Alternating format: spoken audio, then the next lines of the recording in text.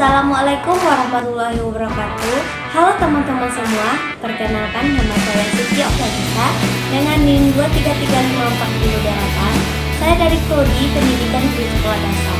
Baiklah, saya akan membuat sebuah video bagaimana untuk memenuhi tugas akhir dengan mata kuliah Administrasi dan Supervisi Pendidikan dan dosen pengampu Bapak Ilianto Santoso MPD dan Ibu Luciani MPD.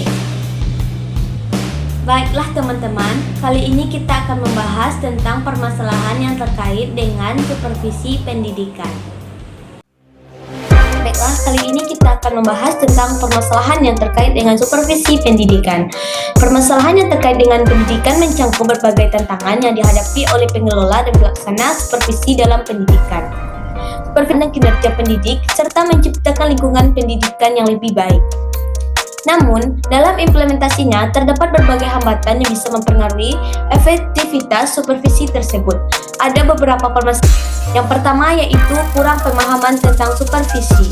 Beberapa pendidik atau kepelatihan metode supervisi. Tanpa pemahaman yang jelas, supervisi bisa dianggap sebagai kegiatan yang hanya bersifat formal atau administratif, bukan berbasis sebagai alat untuk meningkatkan kualitas bentuk pengawasan atau evaluasi yang hanya menilai kinerja guru secara negatif, sehingga guru merasa tertekan atau tidak nyaman. Hal ini mengurangi efektivitas supervisi konstruktif. Yang kedua, kurangnya keterampilan kompetensi supervisor. Supervisor pendidikan seperti kepala sekolah atau pengawas terkadang tidak melakukan supervisi yang efektif. Mereka mungkin belum cukup terlatih dalam memberikan umpan balik yang konstruktif. Kurangnya pengalaman praktik, beberapa supervisor mungkin kurang memiliki pengalaman yang praktik pengajaran nyata. Hal ini dan aplikatif bagi guru yang mereka supervisi. Yang ketiga, waktu sumber daya terbatas. Supervisi pendidikan memerlukan waktu dan melakukan tidak lanjut. Namun, banyak supervisor yang terbatas oleh waktu karena harus mengelola tugas administratif lainnya, yang mengurangi kesempatan kurang melakukan supervisi secara mendalam. Program supervisi seperti pelatih untuk supervisor atau alat evaluasi yang tepat dapat menghambat efektivitas supervisi pendidikan. Yang keempat, masalah komunikasi. Memiliki saluran komunikasi yang baik.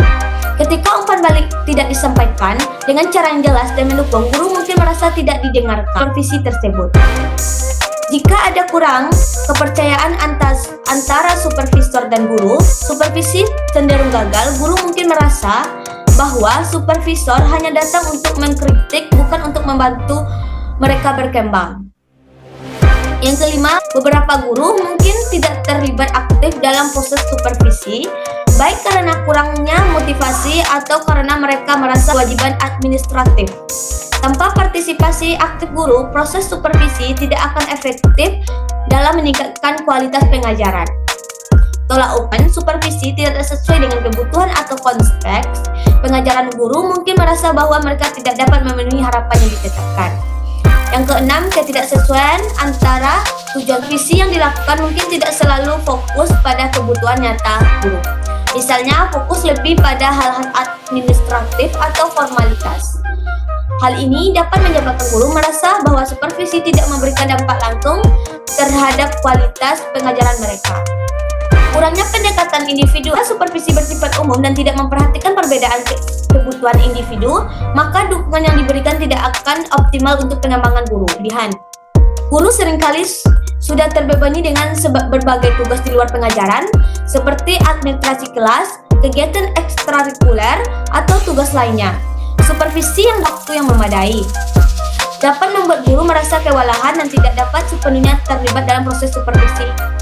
Yang kedelapan, kurangnya tindak lanjut setelah dilakukan supervisi dan diberikan umpan balik, untuk melihat sejauh mana guru telah mengimplementasikan saran atau rekomendasi. Tanpa tindak lanjut, supervisi hanya menjadi formalitas dan tidak memberikan dampak yang signifikan.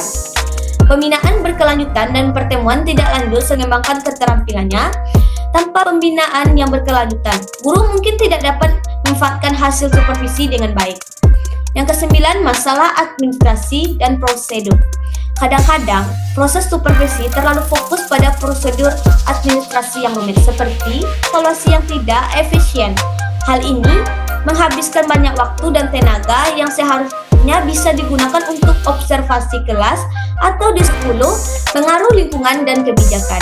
Kebijakan pendidikan yang ada, baik di tingkat nasional maupun daerah, mungkin tidak mendukung pelaksanaan supervisi yang efektif, misalnya kebijakan yang tidak memberikan supervisi secara berkala atau membatasi sumber daya yang tersedia untuk mendukung proses ini. Perubahan kurikulum yang cepat dalam kebijakan yang sering berubah dapat menyulitkan supervisor dan guru untuk mengikuti perkembangan terbaru. Hal ini mengurangi kemampuan supervisi untuk membantu guru terkini. Nah, ada solusi untuk mengatasi permasalahan dalam supervisi pendidikan. Yang pertama, pelatihan dan mengembangkan profesional secara rutin bagi supervisor agar mereka memiliki keterampilan yang diperlukan untuk melaksanakan supervisi yang efektif. Yang kedua, meningkatkan baik antara supervisor dan guru serta menciptakan suasana yang mendukung dan kolaboratif. Yang ketiga, pendekatan yang lebih personal dan relevan. Supervisi harus disesuaikan dengan kebutuhan masing-masing guru, bukan hanya berdasarkan standar yang unik dan berguna. Menyederhanakan prosedur administrasi dan fokus pada aspek